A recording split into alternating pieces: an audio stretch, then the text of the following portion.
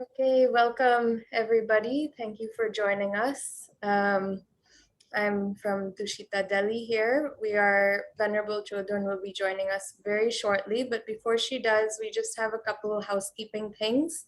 So if everybody could please, if possible, turn on their videos because as per Venerable Chodron's request, she very much prefers it if she can see people. It's more engaging and helpful for her. We will also have a live Q&A at the end, opportunity for people to ask questions, and we have a part 2 next week at the same time on Friday. So with that, I will pass it over to Dr. Renuka Singh, the Tushita Delhi Director, to introduce Venerable Chodron. Thank you, Nivita. A very good evening to all of you and a very warm welcome. We are very fortunate today that we are going to have Venerable Thubten Chodron, who's going to teach us on transforming intellectual knowledge into compassionate action. Venerable Thubten Chodron is an author, teacher, and the founder of Abbess, and the founder and Abbess of Saraswati Abbey, a pioneering Tibetan Buddhist training monastery for Western nuns and monks in the US. She graduated from UCLA and did graduate work in education at USC. Ordained as a Tibetan Buddhist nun in 1977, she has studied extensively with His Holiness the Dalai Lama, Senship Serkung Rinpoche, and other Tibetan lamas. She received full ordination as a bhikshuni in 1986.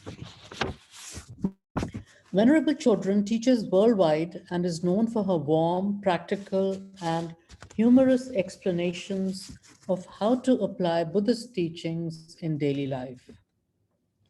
She is also involved in prison outreach and interfaith dialogue.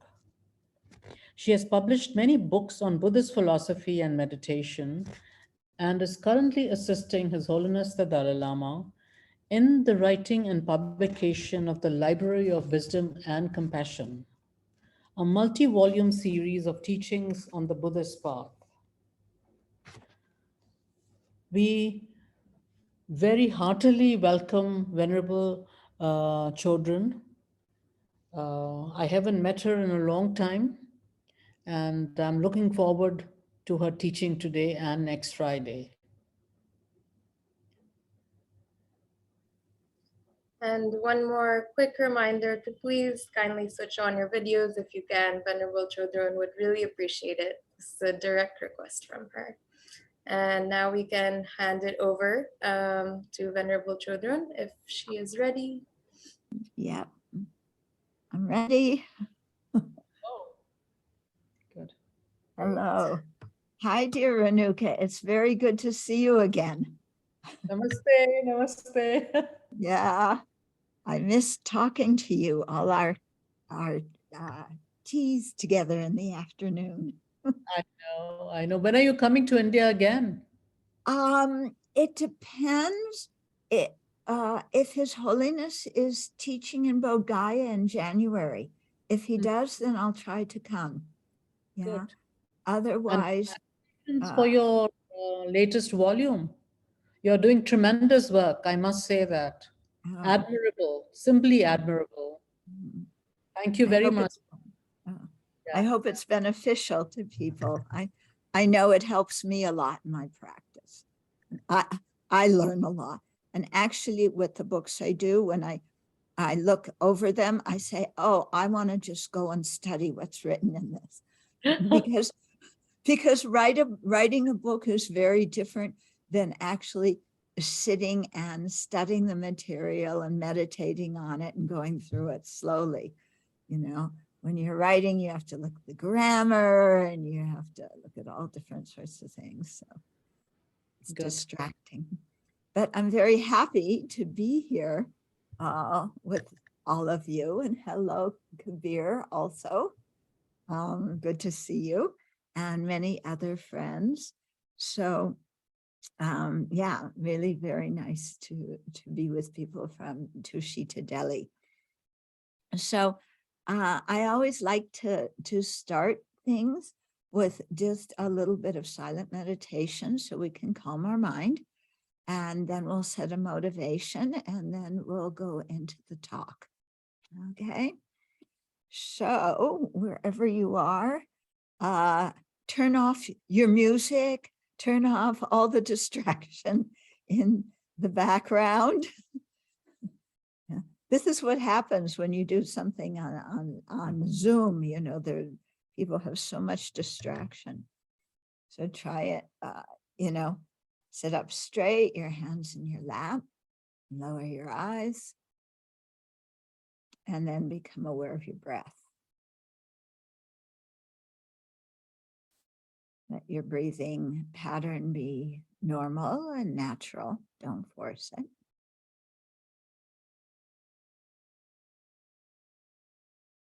And just be aware of the in-breaths, the out-breaths. If there's a natural pause between one and the other, just observe that too.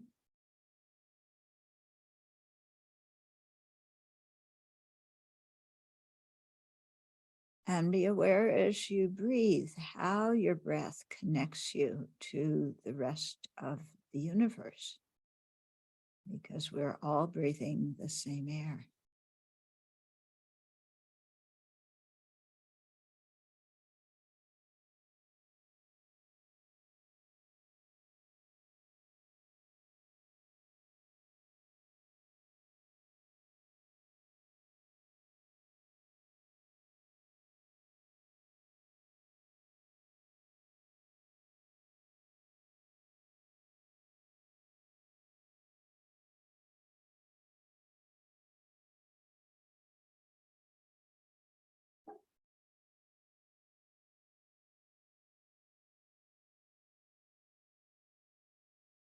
Let's cultivate our motivation.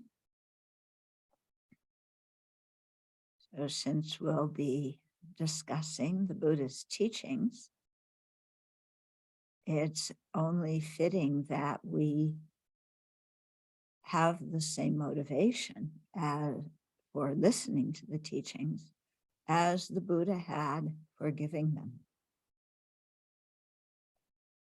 And when the Buddha taught the Dharma, it was with complete care and affection and compassion for all of us, and a willingness to help us, to lead us to awakening. And so from our side, let's have an attitude of compassion for all other beings. So if you happen to be mad at somebody at this moment, or frustrated with somebody, look at them instead as an ordinary being who just wants to be happy and not suffer. And if you can see them in that light, it's easier to have compassion.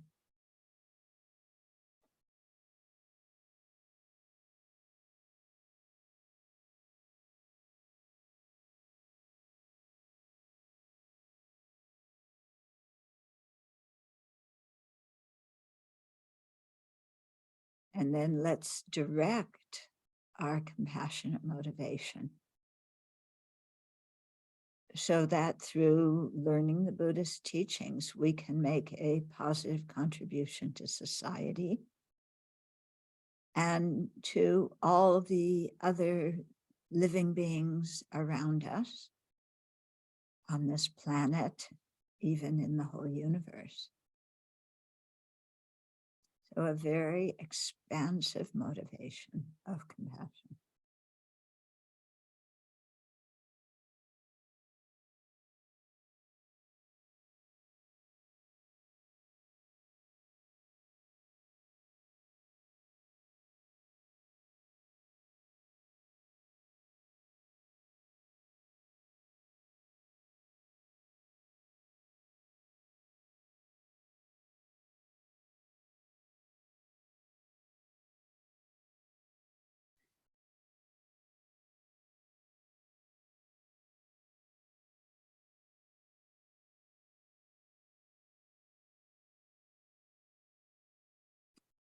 And open your eyes and come out of your meditation.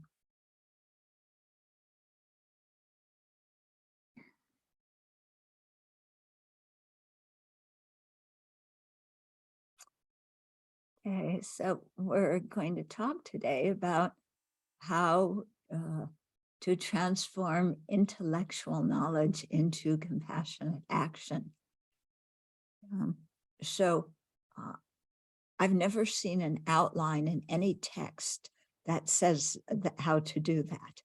So I'm going to share with you some things that I do in my practice and that I've heard other people do, so that we can bridge just knowing things intellectually up here with putting them into practice here.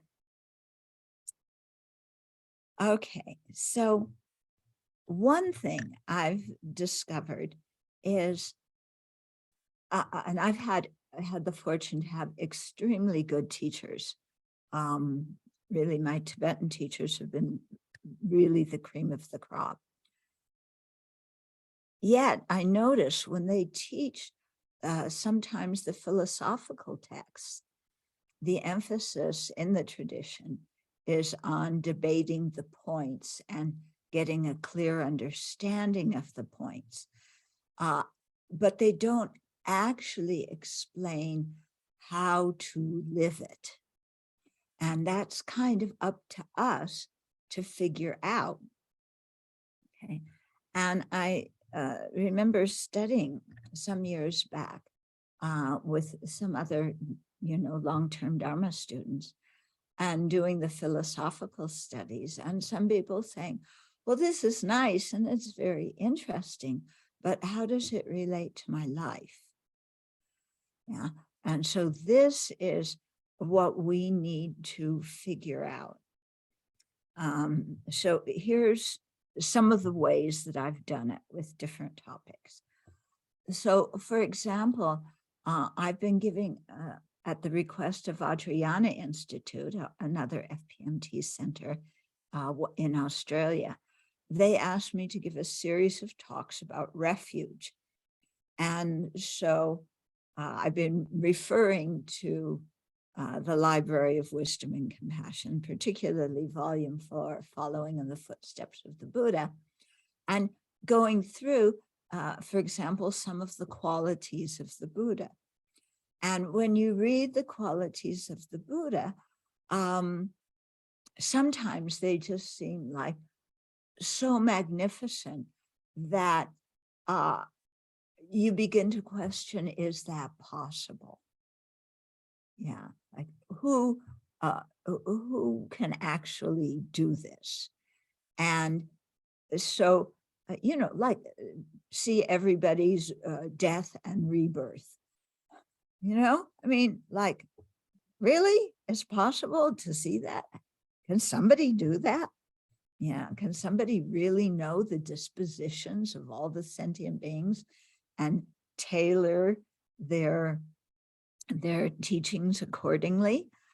So sometimes when we hear, for example, in that topic, these things, it raises doubt, maybe, and then we just say, okay, well, I don't understand it perfectly, so I'll just, read it and maybe kind of accept it, but maybe not. So in those kind of situations, what I feel is quite important when doubt comes up, is to really explore where the doubt is coming from and to really do some research ourselves to try and understand how this kind of thing is possible. So, for example, when we're talking about the Buddha's magnificent qualities, which are so much vaster than our own that it seems impossible to have them, we don't want to just accept them on faith, because faith is not real stable. It's good, and we can have faith, but not blind faith. Because if our faith is blind, then if somebody else comes along and tells us something else, then we'll believe that, you know, because we're not used to really thinking deeply about something. So it's important not just to say, well, my teacher said it, or the Buddha said it, so I believe, you know, that's not going to be stable. So, you know, in this particular topic, His Holiness talks about how the nature of the mind is to perceive objects. That's just the nature of the mind. Yeah, the mind is clear and cognizant. So it can reflect objects, it can engage with objects.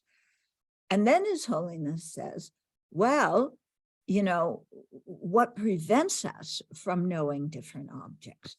And then he goes through a series of kind of hindrances, like, you know, look at a wall in the room that you're in, and you can't, you know,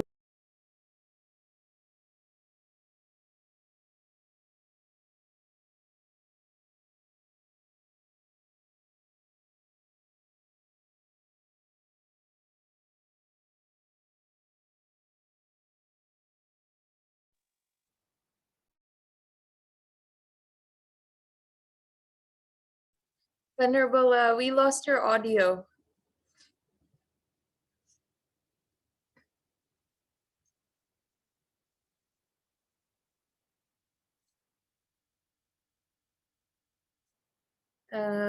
Looks like maybe you got muted. Let me try unmuting you.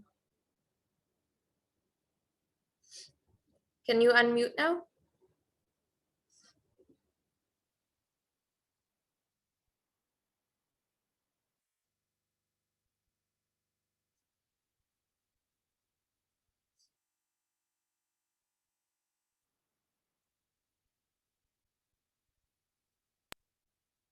voila. Okay, Okay, there we go. good. Thank you. Okay, so there may be physical hindrances to seeing something. It's on the other side of the wall. There may be distance hindrances. Something is very far away. We can't see it. There may be hindrances of time. Something happened in the past. Something is going to happen in the future. We can't see them. There also is hindrances when our mind is very drowsy, so we can't think clearly.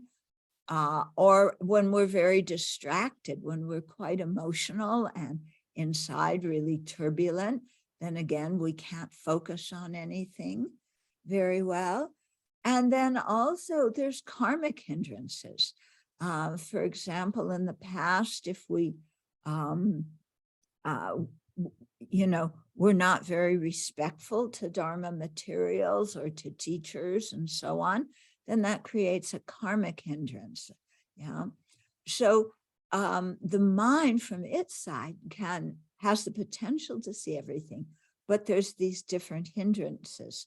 But these hindrances can be removed, yeah, especially the karmic ones and the, you know, the ones according to time and distance. It takes a while and it requires a lot of practice. But if we think about it that way, then yes, you know, it would be possible to know all phenomena, because the nature of the mind is such that's something the mind can do. Okay, so you get rid of your doubt. Yeah. And then the question comes again, well, how do I apply this to my Dharma practice? Yeah. So one way that I have done it is when I read the, you know, because it's often a list of qualities. We have the 4 fearlessnesses of the Buddha and the 10 powers of the Buddha and the 18 unshared qualities of the Buddha. And, you know, we have all these lists. What do we do with that? So what I do is before I take refuge in a meditation session, you know, when I'm thinking about the Buddha that I'm taking refuge in, then I'll think about those qualities and think, oh, the Buddha has those qualities. Yeah. And so if there's somebody who has those qualities, how are they going to teach the Dharma? Well, they're going to be truthful. They're going to do it with a compassionate motivation. They're going to teach according to the audience. Yeah. And so then I think, okay, then I've heard these teachings, that the Buddha gave with this kind of motivation. And now I'm turning to the Buddha for refuge. So that makes the Buddha come alive for me a little bit more. He's not just a statue or just an image I'm visualizing in my mind, but I think of the Buddha as having those qualities, and us, walking around teaching people in ancient India and, displaying those qualities as he teaches. And so then the Buddha becomes much more real for me. So then when I say Namo Buddhaya, I take refuge in the Buddha, it has more feeling in my heart. Yeah. Similarly, Namo Dharmaya, I take refuge in the Dharma. When we've practiced for a bit and we've seen how when we put the Dharma teachings into practice, especially the antidotes to the afflictions, we see they work. We aren't as angry as we were before. Whoa, what a relief. We aren't as full of craving desire and selfish greed as we were before. So we can see the change in ourselves that the Dharma teachings, when we practice them, have brought about. So then when we take refuge in the Dharma, we have more of a feeling for what we're taking refuge in.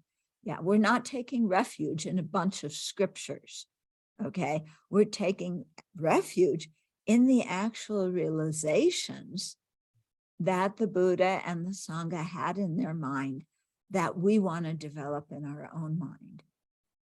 Okay. Similarly, with the Sangha, we think of those beings who have realized the ultimate nature with their direct experience.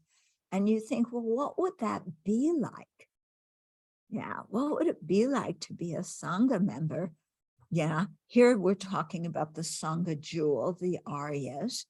What would it be like to, for example, have no anger in your mind? Yeah, so that no matter how people treated you, you didn't get angry. Yeah. Or if you started to get angry, you could catch it really quickly and, instead cultivate patience or fortitude or compassion. Yeah, what would it be like to have that kind of mind? Okay, so you go through that with like the different realizations that the Sangha gains. And then that makes, again, the Sangha come alive. They aren't just, well, we've heard, there's all these people who've realized this and that. Well, yeah, so what? We think in ourselves, what would it be like to have those realizations? Then when we say Namo Sanghaya, it has some feeling. Okay, so the point I'm trying to make here is the key to making things go from intellectual to something heartfelt is applying them to our life, thinking about them in terms of, imagining we had those qualities or imagining we had those understandings. Yeah. And this is very, very helpful. Then it's not something outside that's just a list. It's something that I can develop, that other people have developed. And I imagine, what it would be like to have those qualities. And that makes me excited to practice. Because, I don't know about you, but I would really like not to get angry. You know, wouldn't that be nice? Don't you think? People could insult you. They could hit you. You know, you don't get angry. You know, you still take action. You deal with the situation. You don't just roll over and say, yeah, it's okay. But you can deal with the situation without getting upset and wanting revenge and so on. Okay. So it's this thing of you know, applying it to our lives. Okay, so that's one way. I'm just giving you some examples how to do it with you know, what we learn about the Buddhist qualities.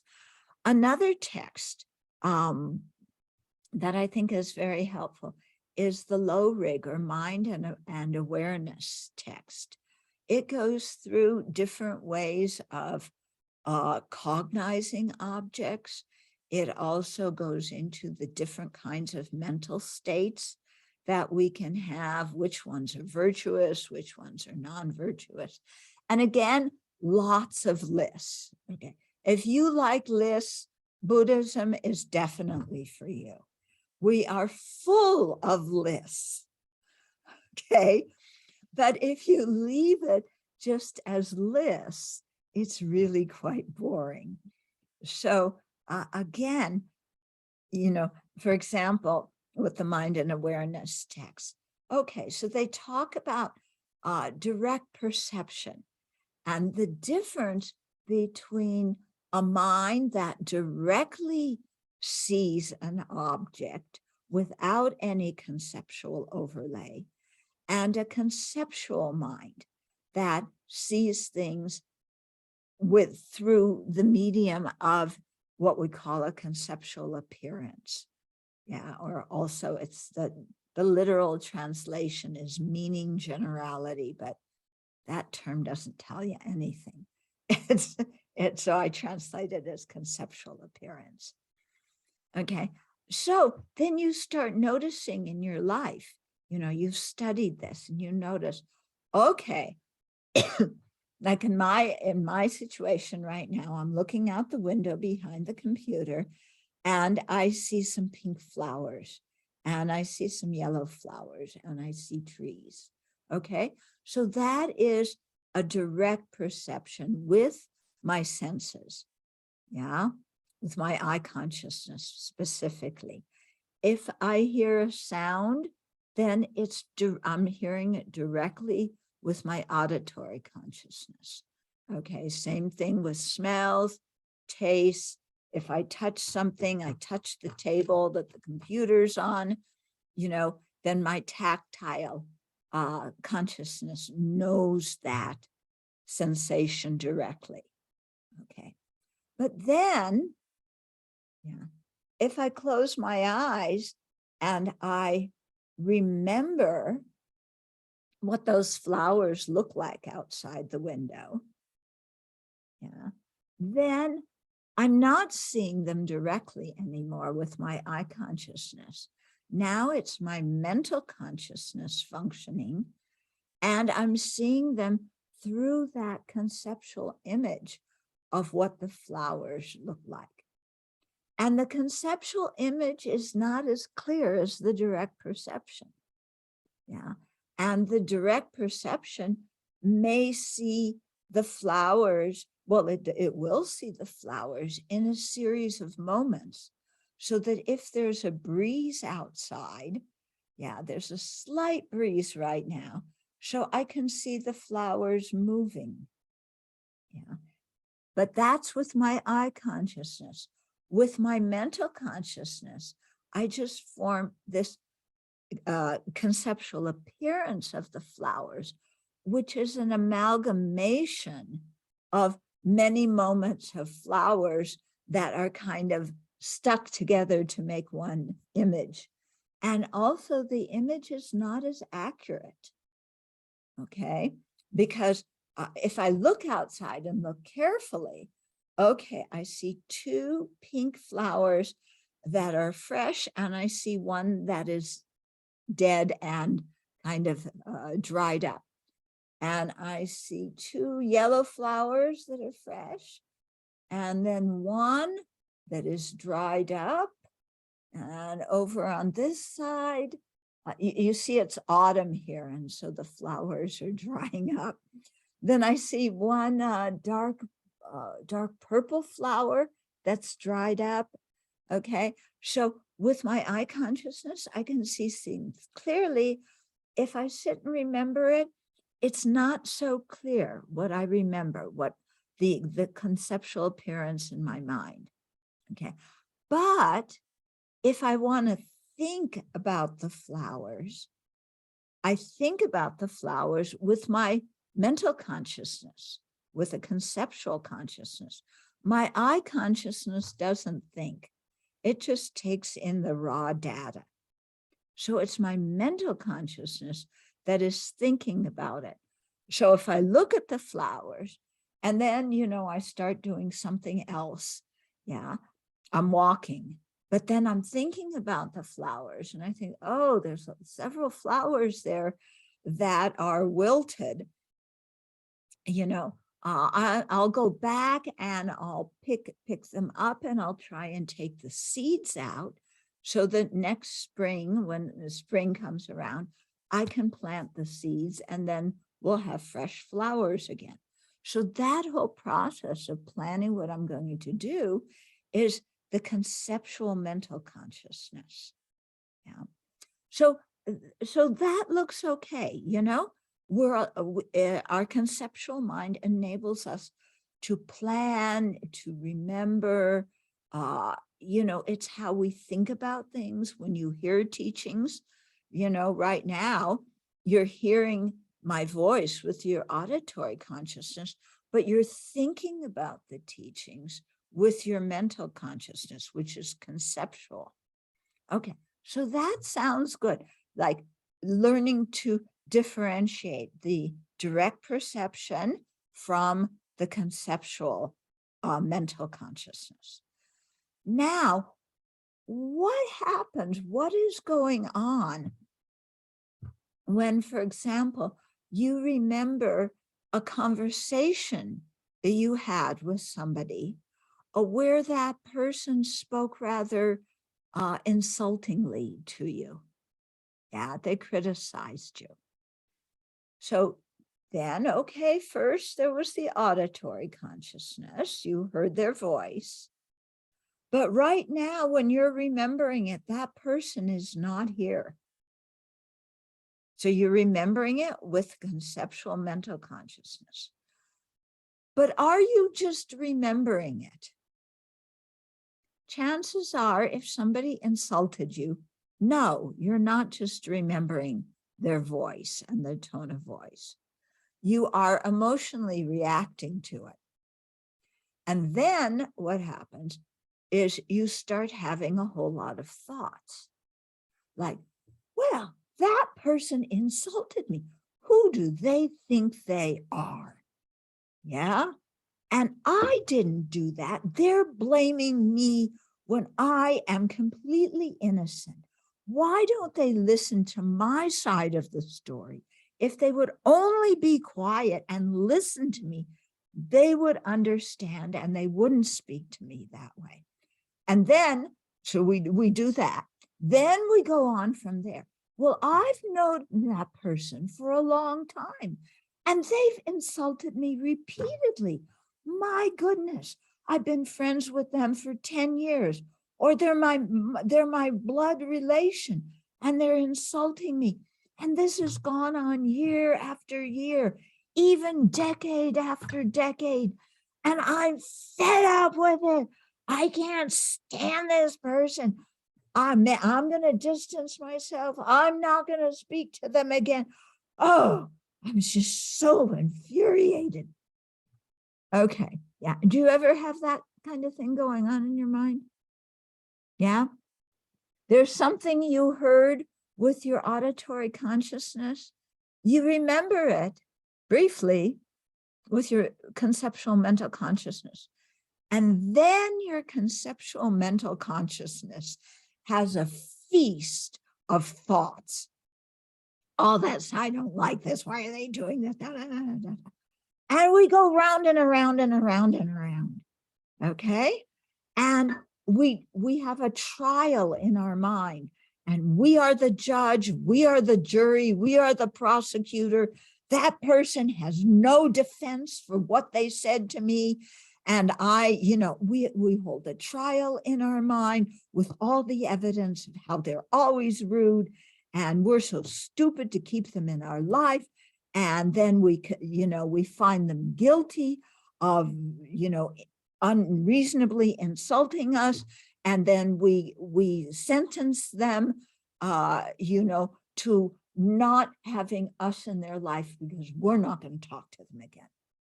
Yeah. And we can spend a whole meditation session with this conceptual mind going round and round, round, round, round, round, round. Okay. Have you ever had that happen? Yeah. You're sitting with a group of people meditating together. It's silent. You're sitting up straight. You look kind of peaceful, but inside your mind, you're just completely crazy. And then all of a sudden you hear ding, the meditation session's over. Oh, it's over. Did I meditate during that session? Or was I just having an anger feast? How long was I distracted? And then you see what the conceptual mind can do if we lack mindfulness and introspective awareness, and we just let the conceptual mind, when it has the mental state of anger in with it, we just let that loose. And what happens to us? Then, when you can find that in your own experience, then when you hear about direct perceivers and conceptual minds, you really get it. Like, what's the difference between them? And then if your teacher talks about, a conceptual understanding of, for example, emptiness versus a direct perception of it. Okay, yeah, the conceptual, mind, it's good because it allowed me to think about emptiness. I can follow the different reasonings, that I've learned in the text, and I can reach an inference.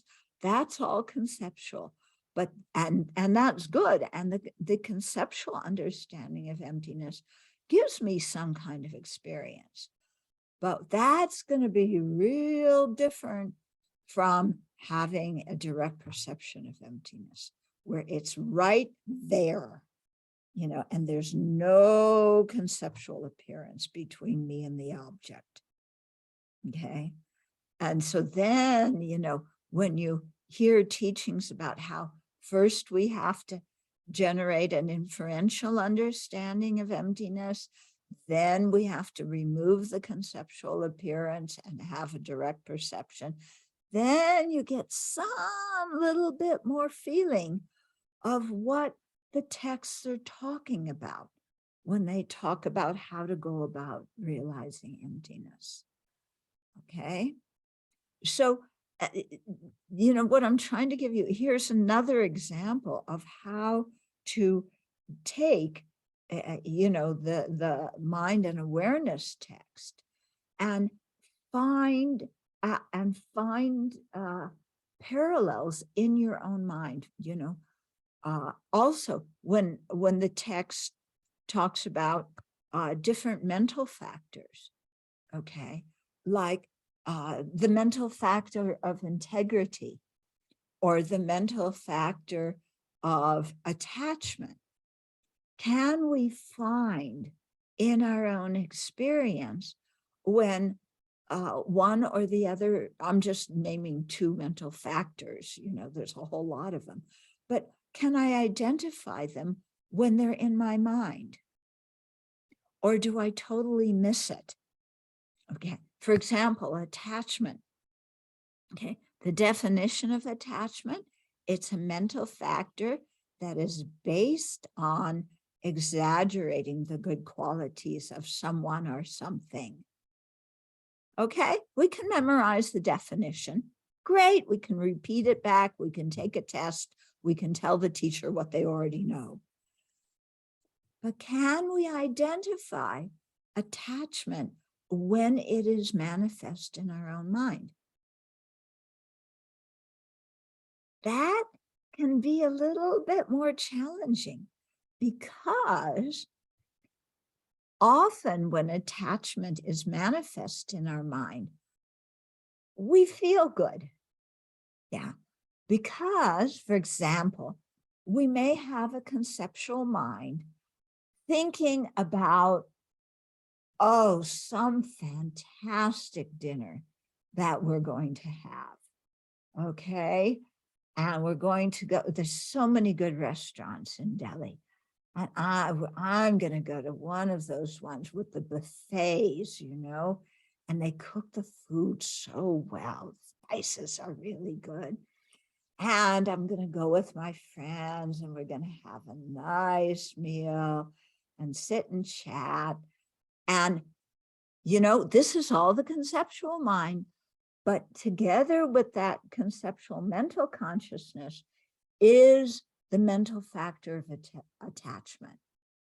So you're dreaming about something that is going to be so good, you know, and your image of this food is like exaggerated, how fantastic it's going to be.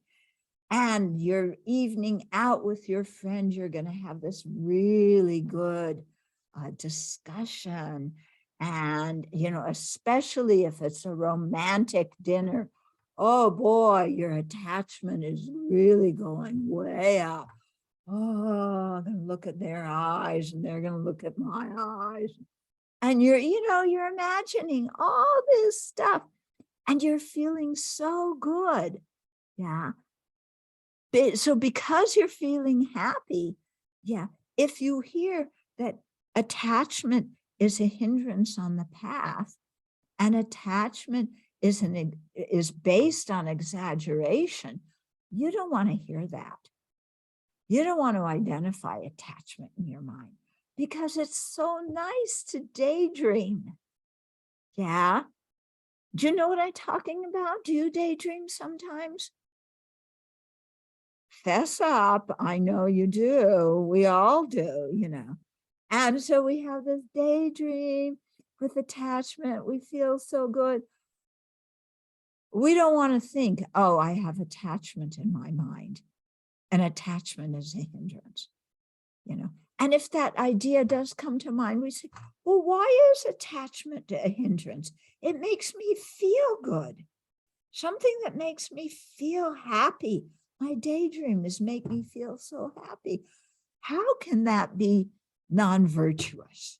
How can that be a hindrance on the path? And then, you know, you have to really think about it. Yeah, why is attachment a hindrance on the path? Well, when I'm daydreaming about this fantastic meal with my boyfriend, yeah.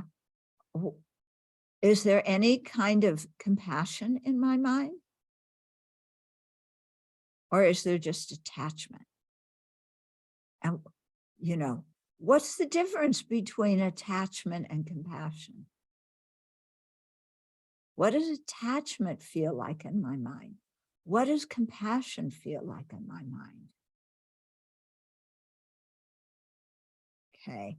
Can I really tell the difference between the two? And then this is when we really start thinking about the teachings we've heard. Well, when there's attachment in my mind, you know, the mental feeling is, I want. This is wonderful. I've got to have it. It's going to make me happy. It's going to be perfect. It's going to last forever. I've got to have this.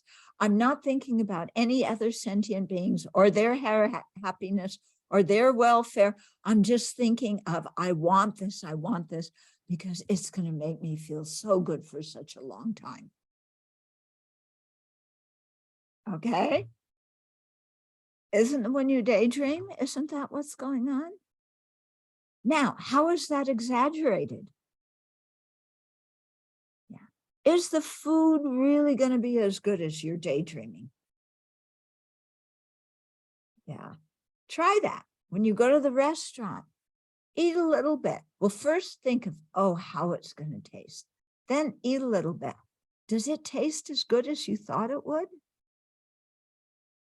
Yeah. When you daydreaming and you have this romantic encounter with somebody, is it going to last forever? Is it always making you happy? You know, at a certain point, it's like, I'm tired. I want to go to bed. I want to sleep, it's not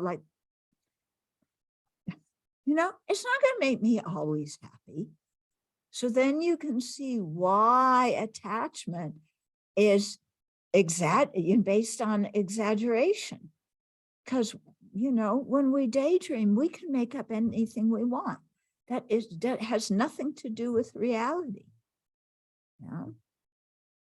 So you become more aware of your mind and how your mind is functioning, and how attachment, all this exaggeration, all this craving and like clinging, and it's mine, I want. Whereas compassion, is there any of that kind of mind? No, when you have real compassion for somebody, your attention is on the other person. Your attention is, your mind has a feeling of affection and care for them. Yeah. And you want to help. But your mind is also realistic with compassion. And you realize that you can't solve the other person's problems. Yeah. You can be there, you can support them. And that makes you, you have a good feeling when you're compassionate towards others, a more peaceful feeling, but you also are much more realistic. Yeah. You know that your compassion is not going to go poof and all their problems are going to go away. But you know that you can offer support. You can make some suggestions. Yeah. You can be there for the other person. So your mind is much calmer. It doesn't have all sorts of fantastic exaggerations of the situation. Okay. So here, you may have read this list of different mental factors and memorized the definitions, but you're starting to look inside yourself and identify when those mental factors are manifest in your own mind. Yeah. And that's when the study of mind and awareness becomes really wonderful. Yeah. Because it's actually a manual for getting to understand your own mind, which is fantastic to do. And then it becomes really interesting. Yeah. Then it's no longer like a list of mental factors. It's like, oh, I can see when I have this attitude. I can see when I have that attitude. Yeah. And this attitude is a virtuous one. Yeah. That attitude, no, that one's throwing me off course. And so then that really helps you direct your life according to your values and your principles, so that you can become the kind of person that you want to be, the kind of person that you admire. Okay, so that was about attachment. Then I mentioned this other mental factor of integrity. Okay, so this is a mental factor that knows your values, knows your principles, knows the kind of person you want to be. And you have a sense of of self-respect, a sense of integrity, that you're going to act according to your own ethical code. Yeah, you're not going to compromise your ethics to please somebody else. Yeah, because you have a conscience, and you know that when you act according to your own ethical code, that you feel good about yourself. So when the mental factor of integrity, is manifest in your mind, then it gives you the ability to make really good decisions. Yeah. Then if attachment arises and starts pulling you off to something that really is not very healthy for you, your integrity will come up and say, I don't want to do that, because I have self-respect. And I know if I go along, let's say you have a friend who is, giving you the opportunity to invest in some kind of business deal, but the business deal is under the table and isn't completely honest.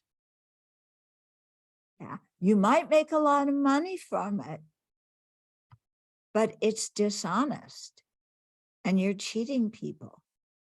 Okay. So then if you have the mental factor of integrity come up, it looks at that mental factor of attachment that says, yes, I want to invest in this. I'm going to get a lot of money. And your integrity says, no, I'm not going to do that. Because if I cheat other people, if I'm involved in a business that is lying to other people, that isn't in line with my own value system. I want to be an honest person. I want to be somebody that people can trust. If I do investments where I know that people are doing something illegal and immoral, then how can other people trust me? Yeah, if I act with a corrupt motivation, I don't feel good about myself.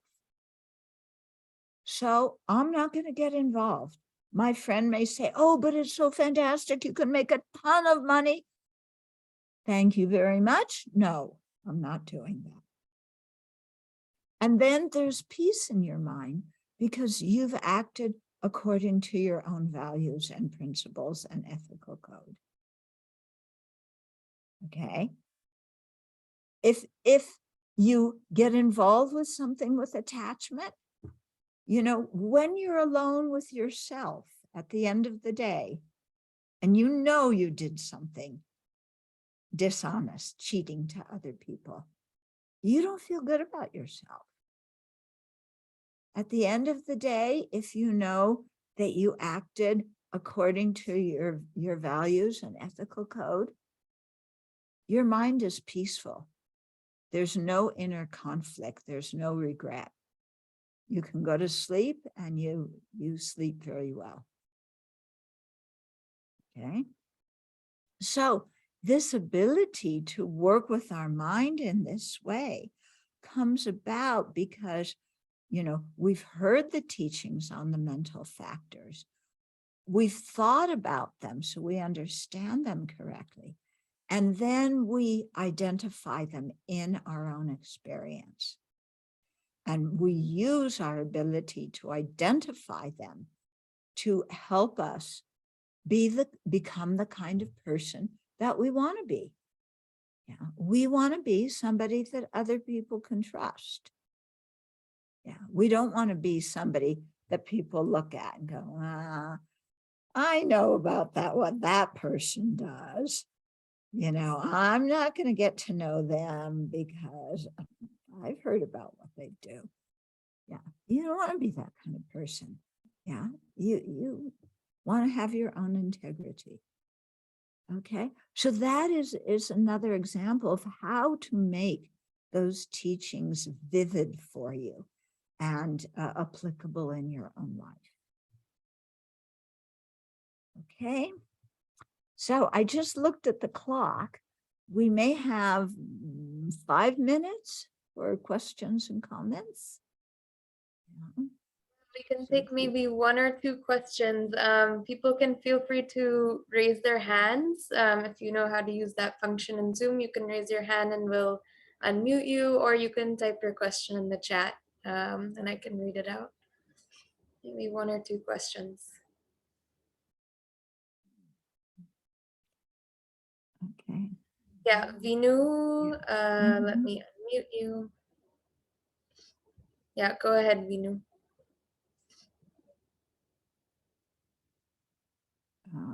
I can't hear you and I can't see you. Or Tani. Hello, good evening, good morning. Okay, can you wave your hand so I can see you on who Yeah. you are? Okay. Hi. Yeah. Hi. Hi. Hello. Thank you for that. That is really helpful. I was trying to understand this, that sometimes it's happened that you learn these teachings and you practice it, but then even once if you leave the practice or for a couple of days you're not consciously reminding yourself, because it is something you have to remind yourself every day, and then you fall into a pit, I would say, where maybe there's attachment, or you're having problem at work, or you're having a problem in a relationship, because it's sadly it's such a busy life that sometimes it just takes a different turn, and then you go back into that pit, and it takes a long time for you to understand that you're again into that. So is there any way that you can keep reminding yourself, like, I was wearing a ring in between, and sometimes I would look at that and I'll tell myself that, okay, I've forgotten about what I was learning. So Yeah.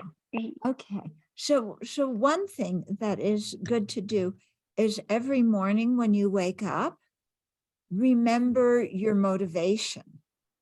And especially if, like you said, you really want to work on one aspect or one particular quality, then remind yourself in that morning, of that in the morning.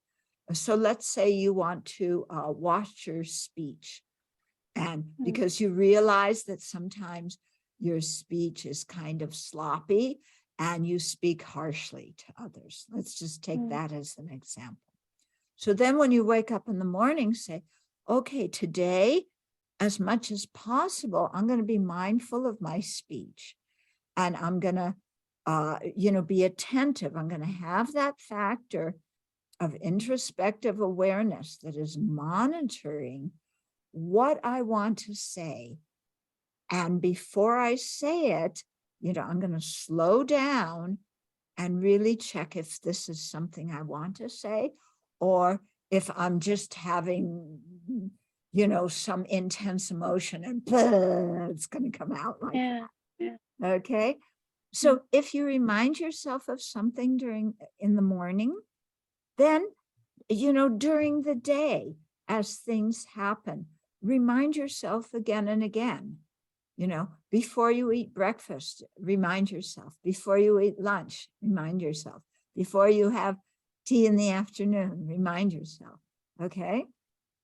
And so what you're doing then is you're using 2 mental factors. One is the mental factor of mindfulness, because you're remembering that you don't want to speak harshly to others. Okay, you're remembering, you're mindful of how you want to speak.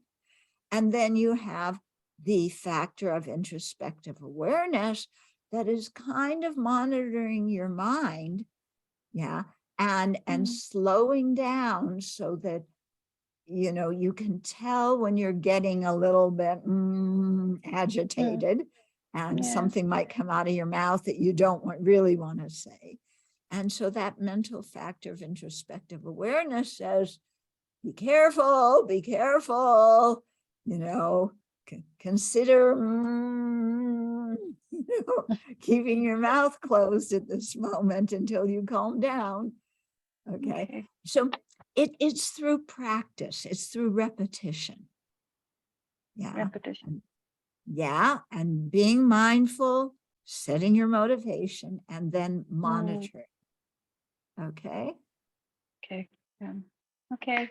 Yeah. Yeah. Thank There's no shortcut. I Yeah. can't tell you to go to the pharmacy and buy a particular pill. And if you take that, then magically you're going to be able to do this. It's practice. Repetition. Okay. Yeah. Thank you. Okay. Thank you. Thank you so much, Venerable. I know we are just past our time with you. We do have another session next week for those who did not get to ask questions. We will save some more time for Q&A next week. So please do join at the same time next Friday. And I will hand it to Kabirji to say some final words. Thank you. Thank you. Venerable, I first heard you 35 years ago. Yeah, maybe. go ahead. Go ahead, Something like Venerable. I think Venerable wants to say something. Oh, sorry. Kabir, can I just say something quickly? Please, If please. you have questions that I didn't get to, please maybe send them in now or during the week. And then if Renuka or I don't know your name comes out as Tushita Delhi. If you could send me the questions beforehand, yes, then I'll do I can that. start the talk answering people's questions. I'll do that. Thank you very much. Good. Thank you. So Kabir, thank you. Go ahead. No, I just wanted to thank you for everything you've been doing for the last, I don't know, 40, 45 years. I first heard you a long time ago. So all of the teachings and the Shavasti Abbey and all of that work.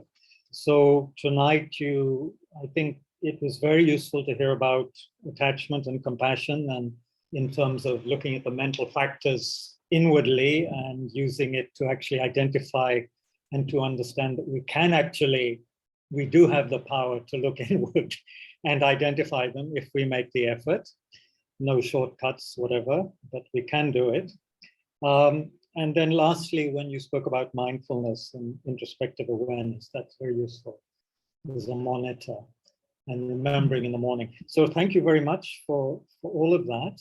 And we look forward to more next week. And thank you to the organizers, the director, to Navita, and to all of our kind audience. It is a very meaningful and auspicious dependent arising. It takes all of us to make this feast of Dharma happen. So thank you very much, Venerable, for giving your time. I know you're very busy, many, many works. So thank you for sharing with us, and we hope to see you next week. Okay, thank you. I feel quite happy doing talks to Tushita Delhi because India is kind of my spiritual home. So I feel it's my privilege to give back what I have received from your country. So thank you. Thank you. Thank you, Venerable. Thank you so much. And we will see everyone next week. Okay. Bye. Thank you. Bye-bye. Bye-bye. Bye, everyone.